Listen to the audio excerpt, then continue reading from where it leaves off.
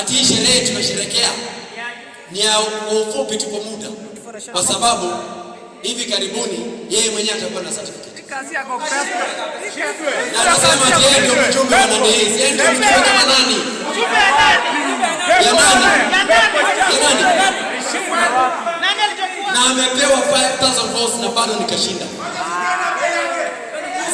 Yeye simu akaniambia ati hii certificate hakuna, iko kule Nairobi.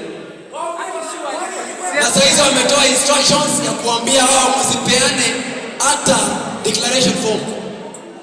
Hata declaration form ni kufanya tu, tumetoa vitisho kiasi ndio tukapewa. Hii tumekaa sana masaa 3-4 tukingoja kupata certificate. These people don't mean well for deputy president. Yes. They are forcing people to oppose him. They want people to go to the opposition. They are forcing people to believe in many different things.